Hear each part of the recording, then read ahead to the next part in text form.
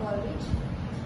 As she mentioned about his background, and most probably he is belonging from, he is most probably writing about dark romanticism, like a Gothic. We actually studied that all things.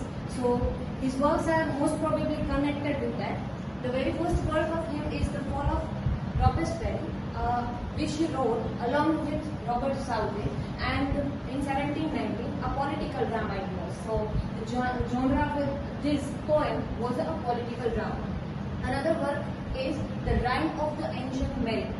This is actually a poem which was taken from the collection of lyrical ballads, which was published in 1798 by with the collaboration of William Wordsworth, in which they have 23 poems, and 19 poems were contributed by William Wordsworth, and another poem was contributed by S.T. Coleridge. And one of the first poems is this, and one of the great example of life of the voyage. Actually, in this narrative poem is that a story of this work is like that. There is one sailor who just stopping every man who are entering in this wedding, right? So that he is stopping and started telling the story that this was happened with me when I was on my voyage in the sail. So he was actually a sailor, and they all are going in the group and they are waiting at some place, and during that they find one crow, actually one type of bird on the ship, albatross, which was the name of that crow. And unfortunately or unintentionally, he killed that bird. And by killing, everyone was like become angry on him that why you killed that bird. But he just killed without any intention. And after that, they didn't face any problem. But then they meet across another ship in which they have I think a death and life, like character. They are providing as a virtue, as a personification, and they both are fighting. And death took all the members of the ship, and it took all the members with them. And one of the only survivor of that ship is that our narrator, which was a survivor. And now he is trying to tell the story to all the person that don't do unintentionally or don't just kill the person. Like, so we can connect it with nature, that how they are celebrating. Also, there is another point that we can connect it with a spiritual, like a Jesus Christ. So everyone was actually at that time people hanged him because his intention was good, but it was against the church.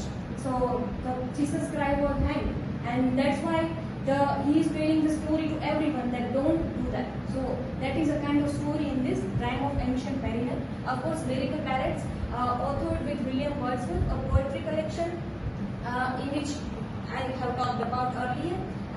Another was Sibylline's Dreams, which was I think later published after the later time. Then there is Kubla Khan, one of the most famous. Also, its name is A Dream of Vision, because the poet has all the dream in his, all the vision in his dream, because he just annoyed, take the opium and just sleep, and whatever the coming, the things in his mind, when accidentally when he walked up by someone, and he started whatever he is remembering, started writing in his poem. Basically, this is the story of Kubla Khan. This is a character actually, and if you look at the photograph of that, here you can see this is the place. This is the place is Stately Pleasure Downs. This is name is Stately Pleasure Downs, and you can see the river flowing, and this place of Zunara actually, and this river is flowing here, and there is we can see like a rave or cavern. Right? So it is gave us a Gothic type of visual when we look at this. So by these visuals of Gothic visuals, the poem has started, and after that the poet is describing that he is in dream, and Kubla Khan, which is the grandson of Genghis Khan, actually told about the story. And when he meet accidentally one girl who is yearning there, and I think her is a damsel with Dulcimer. Actually, she was the Abyssinian maid, and she was lamenting and the poet is affecting by that lament and feeling that poetry can only return when you have real feelings, real emotions. So this poem is basic on that. Then is another is Christabel, a Gothic ballad, and another one that our major character is Christabel, and it was there was another witch in the poem too. Then another is Frosted Midnight. It was actually contributed to Hartley Coleridge, his son, Samuel Taylor's son, Coleridge's son. And then Dejection and Ode was for Sarah. After the marriage, when he was at another place, he found one girl attractive, and then he started writing the letters to her, but she didn't accept it, and then he started writing these all things by changing the name. First he mentioned this name Sarah, but then he changed the name, the lady, and due to this he writes this. Fears and Solitude, Nightingale, and to William Wordsworth. To William Wordsworth, William Wordsworth also wrote to Coleridge, named to Coleridge, which is actually a biographical prelude. Topicism, a beginning of criticism in this work, and by the theory of imagination and all, come from this work. Aids of reflection, philosophical and theological essay. All these prose writing are most probably connected with his later part of life, and that's why at that time he have a realization. He is focusing upon critical thinking and criticism more way. On the constitution of the church and state, after he rewritten it with name of the Removes. Then lectures on Shakespeare. So in the later parts of his life, when he is not able to create anything creative, right? Because he is continuously taking opium, and he is in this dejection of his love. So she didn't accept that. So in this mind, he is not able to cultivate or connect any creative writing it. So that's why he focused upon giving the lecture. But most probably he was failed at giving lecture too. So we can find so many essays or lectures on that. And then another book is Table Talk.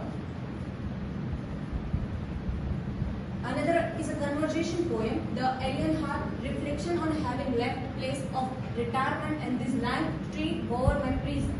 It is actually dedicated to Charles Lamb. So all these poems, conversation poems means he is conversing with someone and someone give a reply, and he are again writings with someone. So it is kind of a conversation poem in which we have a day-to-day life. It's like that. Another he writes periodical, The Watchman and Friend. He also contributed in periodicals too.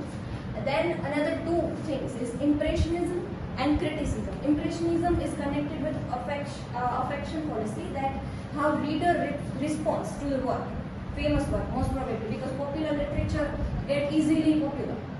Readers like it a lot. But when it comes about the quality of the work, then he told that we can judge work by the quality, not about its popularity or its impression. Then another is secondary imagination. So poet has secondary imagination. We can every day imagine things. When I'm starting thinking there is one palace, you can imagine in your mind, okay, there is one palace. But when it comes to write about that, then we need secondary type of imagination. So he put emphasis on the secondary imagination. Then features of his poetry, imaginative power, as we can see as on the photo. We can connect with this photo, that how he made the Kublai Khan's atmosphere of that palace, of that mountains and all. So imaginative power is, and image we are talking about revealing suspension of disbelief. We have so many beliefs, but we have to disbelieve it. So he provides us a new type of imaginative power when we are reading his works. So we got the imaginative power. Witchery of language. There are simple as well as complex language in his writing. But common people can read it, because at the time when we connect with the historical background of that, then common people can connect with it. So most probably he is focusing upon easy language so that common people can easily read it. Simplicity in diction, because of course common people are started reading at that time. So he focuses upon the simple language at that time. In the conclusion, we can say that Samuel Taylor Coleridge passed away on July 25th, 1834 in Heathgate, London. Despite his tumultuous personal life, his contribution to the English literature, particularly in the realms of poetry and literary criticism, continue to be celebrated and studied to this day. Right now, we are also studying Samuel Taylor Coleridge, so we can know that what type of contribution he has given to us. So that's from our side. Thank you so much.